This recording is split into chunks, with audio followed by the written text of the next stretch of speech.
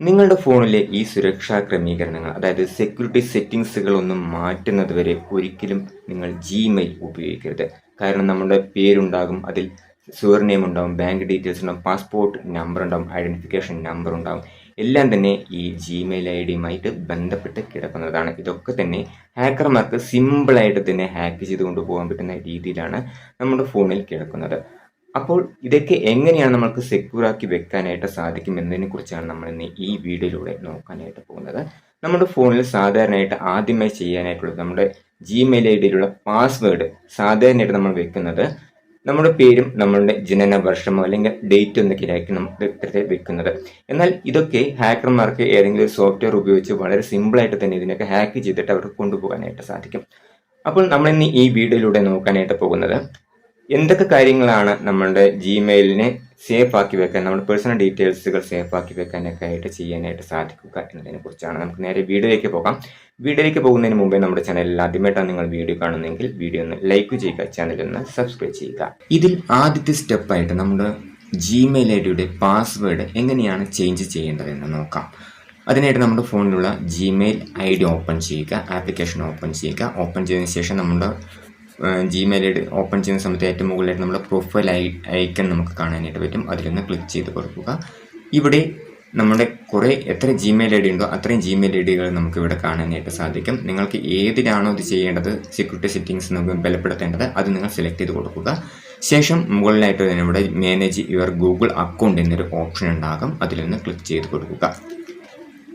അപ്പോൾ ആ ഒരു ഗൂഗിൾ അക്കൗണ്ടുമായിട്ട് ജിമെയിൽ ഐ ഡി എന്ന് പറയുന്നതും ഗൂഗിൾ അക്കൗണ്ട് എന്ന് പറയുന്നതും രണ്ടും ഒന്ന് തന്നെയാണ്. അപ്പോൾ അതൊന്ന് ഓപ്പൺ ചെയ്യുക. ഓപ്പൺ ചെയ്തതിന് ശേഷം താഴേക്ക് സ്ക്രോൾ ചെയ്യുക. ഇവിടെ സെക്യൂരിറ്റി ആൻഡ് സൈൻ ഇൻ എന്നൊരു ഓപ്ഷൻ ഉണ്ടാകും. അതിലൊന്ന് ക്ലിക്ക് ചെയ്ത് കൊടുക്കുക. ശേഷം താഴേക്ക് സ്ക്രോൾ ചെയ്യുക. ഇവിടെ പാസ്വേഡ് എന്നൊരു ഓപ്ഷൻ ഉണ്ടാകും. അതിലൊന്ന് ക്ലിക്ക് ചെയ്ത് കൊടുക്കുക. അപ്പോൾ നമ്മൾ തന്നെയാണ് ഇതെന്ന് കൺഫേം ചെയ്യാനായിട്ട് നമ്മളുടെ തമ്പ് അടയാളമോ അല്ലെങ്കിൽ പാസ്വേഡ് ചോദിക്കും. നിങ്ങളത് കൊടുക്കുക. കൊടുത്തതിന് ശേഷം പാസ്വേഡ് ചേഞ്ച് ചെയ്യാനായിട്ട് ഇവിടെ രണ്ട് ഓപ്ഷൻസ് ആണുള്ളത്. ന്യൂ പാസ്വേഡ്, അത് കൺഫേം ചെയ്യാനായിട്ടുള്ള ഒരു പാസ്വേഡ്. ഞാൻ നേരത്തെ പറഞ്ഞ പോലെ തന്നെ നിങ്ങളുടെ പേരും അതിൻ്റെ ഒപ്പം തന്നെ നിങ്ങളുടെ ജനന ഡേറ്റോ തീയതിയോ വർഷമോ ആയിരിക്കും നിങ്ങൾ കൊടുക്കുന്നത്. നിങ്ങൾ ഒരിക്കലും അങ്ങനെയല്ല കൊടുക്കേണ്ടത്. ഒരു നമ്മൾ പാസ്വേഡ് കൊടുക്കുന്ന സമയത്ത് ചെറിയ അക്ഷരം ഉണ്ടായിരിക്കണം, അതിൽ വലിയ അക്ഷരം ഉണ്ടായിരിക്കണം, ഏതെങ്കിലും സിമ്പിൾസുകൾ കൊടുക്കണം, അതുപോലെ തന്നെ അക്കങ്ങൾ കൊടുക്കണം, അതായത് നമ്പേഴ്സ്. ഇതെല്ലാം കൊടുത്തിട്ട് ഒരു 6 അക്കമുള്ള ഒരു പാസ്വേഡ് നിങ്ങൾ സ്ട്രോങ് ആയിട്ട് തന്നെയാണ് നിങ്ങൾ ഉണ്ടാക്കേണ്ടത്. അത് നിങ്ങൾക്ക് ഓർമ്മയുണ്ടായിരിക്കുന്നതായിരിക്കും. അതായത് നിങ്ങൾക്ക് മറന്നു പോവുകയാണെങ്കിൽ നിങ്ങൾ എവിടെയെങ്കിലും എഴുതി വെക്കുക. ആ ഒരു പാസ്വേഡ് നിങ്ങൾ ഓർമ്മയുള്ള ആ പാസ്വേഡ് ഇവിടെ ന്യൂ പാസ്വേഡ് എന്നുള്ളതിൽ കൊടുക്കുക. അതിനുശേഷം ഇവിടെ കൺഫേം എന്നുള്ളതിലേക്ക് കൊടുക്കുക. ശേഷം ഇവിടെ ചേഞ്ച് പാസ്വേഡ് എന്ന് കൊടുക്കുന്ന സമയത്ത് ആ പാസ്വേഡ് അവിടെ സെറ്റ് ആവുന്നതായിരിക്കും.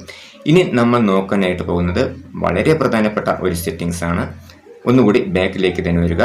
ഇവിടെ നമ്മൾ നമ്മുടെ ജിമെയിൽ ഐ ഡി, നമ്മുടെ പേഴ്സണൽ ഡീറ്റെയിൽസുകളെല്ലാം സെക്യൂർ ആക്കി വെക്കാനായിട്ട് നമ്മളിവിടെ 2 സ്റ്റെപ്പ് വെരിഫിക്കേഷൻ എന്നൊരു സെറ്റിംഗ്സ് നമ്മൾ ചെയ്യേണ്ടതായിട്ടുണ്ട്.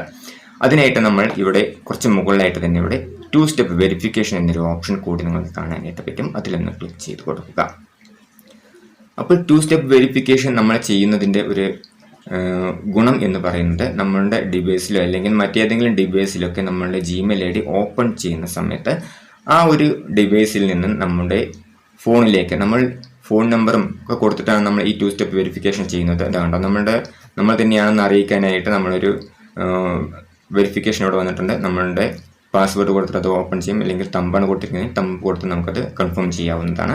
ഇത്തരത്തിൽ കൊടുത്തു കഴിഞ്ഞാൽ നമ്മുടെ ഫോണിലേക്ക് ഒരു കോഡ് വരുന്നതായിരിക്കും. ആ കോഡ് നമ്മൾ കൊടുത്താൽ മാത്രമേ മറ്റുള്ളവർക്ക് നമ്മളുടെ ജിമെയിൽ ഐ ഡി അവർക്ക് ഓപ്പൺ ചെയ്യാനായിട്ട് സാധിക്കും. നമ്മുടെ ഡിവൈസിലേക്കായിരിക്കും ആ ഒരു കോഡ് വരുന്നത്. ആ കോഡ് അവർക്ക് അറിയാതെ ഒരിക്കലും തന്നെ അവർക്കത് നമ്മുടെ ജിമെയിൽ ഐ ഡി ഓപ്പൺ ചെയ്യാനായിട്ട് സാധിക്കില്ല. അപ്പോൾ ആ ഒരു 2 സ്റ്റെപ്പ് വെരിഫിക്കേഷനായിട്ട് ഇവിടെ നമ്മൾ ചെയ്യേണ്ടത് നമ്മുടെ ഫോൺ നമ്പർ കൊടുക്കുക. അതുപോലെ തന്നെ ശേഷം ഇവിടെ താഴെയായിട്ട് ടേൺ ഓൺ 2 സ്റ്റെപ്പ് വെരിഫിക്കേഷൻ എന്നൊരു ഓപ്ഷൻ കാണാനായിട്ട് പറ്റും. അതൊന്ന് ഓൺ ചെയ്തതിന് ഞാൻ നേരത്തെ പറഞ്ഞ പോലെ തന്നെ നിങ്ങൾ ഫോൺ നമ്പർ കൊടുക്കുക. അതുപോലെ തന്നെ ജിമെയിൽ ഐ ഡി കൊടുക്കുകയാണെങ്കിൽ കൊടുക്കാം. അത്തരത്തിലൊക്കെ കൊടുത്തതിന് ശേഷം 2 സ്റ്റെപ്പ് വെരിഫിക്കേഷൻ ഓൺ ചെയ്യുക. ഓൺ ചെയ്ത് കഴിഞ്ഞാൽ ഞാൻ നേരത്തെ പറഞ്ഞ പോലെ തന്നെ അവർക്ക് മറ്റാരെങ്കിലും നമ്മുടെ അക്കൗണ്ട് ഓപ്പൺ ചെയ്യുന്ന സമയത്ത് നമ്മുടെ ഫോണിലേക്ക് ഒരു കൺഫർമേഷൻ കോഡ് വരും. ആ കോഡ് ഓപ്പൺ ചെയ്യുന്ന ആളുകൾക്ക്, സൈൻ ഇൻ ചെയ്യുന്ന ആളുകൾക്ക് കിട്ടിയാൽ മാത്രമേ നമ്മുടെ ജിമെയിൽ ഐ ഡി ഓപ്പൺ ചെയ്യാനായിട്ട് സാധിക്കൂ. അതൊരു സെക്യൂരിറ്റിയാണ്. നമ്മുടെ ജിമെയിൽ ഐ ഡി നഷ്ടപ്പെടാതിരിക്കാൻ, നമ്മുടെ പേഴ്സണൽ ഡീറ്റെയിൽസുകൾ നഷ്ടപ്പെടാതിരിക്കാനുള്ള ഒരു സെക്യൂരിറ്റിയാണത്. അത് നിങ്ങൾ തീർച്ചയായും നിങ്ങൾ ചെയ്തു വെച്ചിരിക്കേണ്ടതാണ്. അടുത്തതായി നമ്മുടെ ജിമെയിൽ അക്കൗണ്ടിലേക്ക് എത്ര ഡിവൈസുകൾക്ക് ആക്സസ് ഉണ്ടെന്ന് നോക്കാം. അതായത് നമ്മുടെ ഫോണിലേക്ക് നമ്മൾ അറിയാതെ മറ്റേതെങ്കിലും ഉപകരണങ്ങൾ, അതായത് മറ്റേതെങ്കിലും ഡിവൈസുകൾ ആക്സസ് ഉണ്ടെങ്കിൽ നമുക്കിതിനെ ഇതിലൂടെ ഡിലീറ്റ് ചെയ്തു വിടാനായിട്ട് സാധിക്കും. അതിനായിട്ട് നമ്മൾ ബാക്കിലേക്ക് തന്നെ പോകുക. ബാക്കിലേക്ക് പോയതിനു ശേഷം താഴേക്ക് സ്ക്രോൾ ചെയ്യുക. ഇവിടെ യുവർ ഡിവൈസ് എന്നൊരു ഓപ്ഷന് താഴെ കുറച്ച് ഓപ്ഷൻസുകൾ നമുക്ക് കാണാനായിട്ട് വരുന്നുണ്ട്. കുറച്ച് ഡിവൈസുകളിലൊക്കെയാണ് നമുക്കിവിടെ കാണാനായിട്ട് പറ്റുന്നത്. ഇവിടെ മാനേജ് ആൾ ഡിവൈസ് എന്ന ഓപ്ഷൻ കാണുന്നില്ല, അതിലൊന്ന് ക്ലിക്ക് ചെയ്ത് കൊടുക്കുക. ക്ലിക്ക് ചെയ്യുന്ന സമയത്ത് നമ്മൾ തന്നെയാണത് ഓപ്പൺ ചെയ്യുന്നത് എന്നറിയാനായിട്ട് ചിലപ്പോൾ നിങ്ങളുടെ പാസ്വേഡ് നിങ്ങൾക്ക് ചോദിക്കും. അത് നിങ്ങൾ ടൈപ്പ് ചെയ്ത് കൊടുക്കുക. ശേഷം ഇവിടെ നമുക്ക് കാണാനായിട്ട് പറ്റും കുറേ ഡിവൈസുകൾ. നമ്മൾ ഈ ജിമെയിൽ ID ഏതൊക്കെ ഡിവൈസുകളിൽ നമ്മൾ ഓപ്പൺ ചെയ്തിട്ടുണ്ടോ ആ ഡിവൈസുകളൊക്കെ നമുക്കിവിടെ കാണാനായിട്ട് പറ്റും.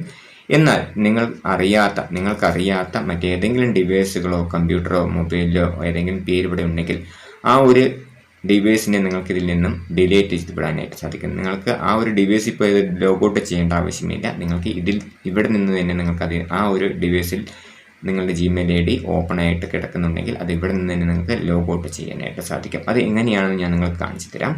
അതിനായിട്ട് ഞാനിവിടെ ഒരു ഡിവൈസ് ഓപ്പൺ ചെയ്യുന്നുണ്ട്. ഞാനിവിടെ ഒരു ആൻഡ്രോയിഡ് ഡിവൈസ് ഞാനിവിടെ ഓപ്പൺ ചെയ്തിട്ടുണ്ട്. ഓപ്പൺ ചെയ്തതിന് ശേഷം ഓപ്പൺ ആയിട്ട് വന്നു കഴിഞ്ഞാൽ നിങ്ങൾക്കത് അറിയാത്തൊരു ഡിവൈസ് ആണെങ്കിൽ നിങ്ങൾക്ക് ഇവിടെ താഴെ സൈൻ ഔട്ട് എന്നൊരു ഓപ്ഷൻ ഉണ്ടാകും. അത് നിങ്ങൾക്ക് സൈൻ ഔട്ട് ചെയ്തിട്ട് നിങ്ങൾക്ക് ആ ഒരു ഡിവൈസിൽ നിന്നും നിങ്ങൾക്ക് അറിയാത്ത ഡിവൈസിലാണ് ആ ജിമെയിൽ ID ഓപ്പൺ ആയിട്ട് കിടക്കുന്നത് കൊണ്ടാണ് ഇവിടെ കാണിക്കുന്നത്. അപ്പോൾ ആ ഒരു ഡിവൈസിൽ നിന്ന് നിങ്ങളുടെ ജിമെയിൽ ID നിങ്ങൾക്ക് ഇവിടെ നിന്ന് ലോഗൗട്ട് ചെയ്യാനായിട്ട് അതിനായിട്ട് ഇവിടെ സൈൻ ഔട്ട് എന്ന് കൊടുക്കുക. സൈൻ ഔട്ട് എന്ന് കൊടുത്തു കഴിഞ്ഞാൽ ആ ഒരു ഡിവൈസിൽ നിന്നും ആ ഒരു ജിമെയിൽ ID ലോഗൗട്ടായിട്ട് പോകുന്നത്. അടുത്തതായിട്ട് നമ്മുടെ ഫോണിലേക്ക് എത്ര ആപ്ലിക്കേഷനുകൾ, എത്ര വെബ്സൈറ്റുകൾ, സൈറ്റുകൾക്കൊക്കെ ആക്സസ് ഉണ്ടെന്ന് നോക്കാം. നമുക്ക് ആവശ്യമില്ലാത്ത ആപ്ലിക്കേഷനുകളോ ആവശ്യമില്ലാത്ത വെബ്സൈറ്റുകളൊക്കെ നമ്മുടെ ഫോണിലേക്ക്, നമ്മുടെ ഈ ജിമെയിൽ IDയിലേക്ക് ആക്സസ് ഉണ്ടെങ്കിൽ നമുക്ക് ഇവിടെ നിന്ന് തന്നെ അതിന് ലോഗൗട്ട് ചെയ്യിപ്പിക്കാം അല്ലെങ്കിൽ ഡിലീറ്റ് ചെയ്യിപ്പിക്കാം. അതെങ്ങനെയാണെന്ന് നോക്കാം. അതിനായിട്ട് നമ്മളൊന്ന് ബാക്കിലേക്ക് തന്നെ പോകുക.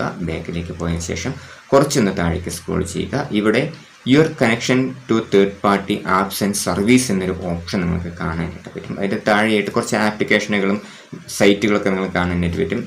അവിടെ തന്നെ സി ആൾ കണക്ഷൻസ് എന്നൊരു ഓപ്ഷൻ ഉണ്ടാകും. അതിലൊന്ന് ക്ലിക്ക് ചെയ്ത് കൊടുക്കുക. അപ്പോൾ നമ്മുടെ ഫോണിൽ നമ്മൾ ഈ ഒരു ജിമെയിൽ ID വെച്ചിട്ട് എത്ര ആപ്ലിക്കേഷനുകൾ നമ്മൾ തേർഡ് പാർട്ടി ആപ്ലിക്കേഷനുകൾ സൈൻ ഇൻ ചെയ്തിട്ടുണ്ട്, എത്ര വെബ്സൈറ്റുകൾ നമ്മൾ സൈൻ ഇൻ ചെയ്തിട്ടുണ്ടെന്നൊക്കെ നമുക്കിവിടെ കാണാനായിട്ട് പറ്റും. അപ്പോൾ നിങ്ങൾ ഒരുപാട് വെബ്സൈറ്റുകൾക്കൊക്കെ സൈൻ ഇൻ ചെയ്തിട്ടുണ്ടെങ്കിൽ ആ ഒരു ജിമെയിൽ ID വെച്ചിട്ട് സൈൻ ഇൻ ചെയ്തിട്ടുണ്ടെങ്കിൽ അതൊക്കെയാണ് നമുക്കിവിടെ കാണാനായിട്ട് പറ്റുക.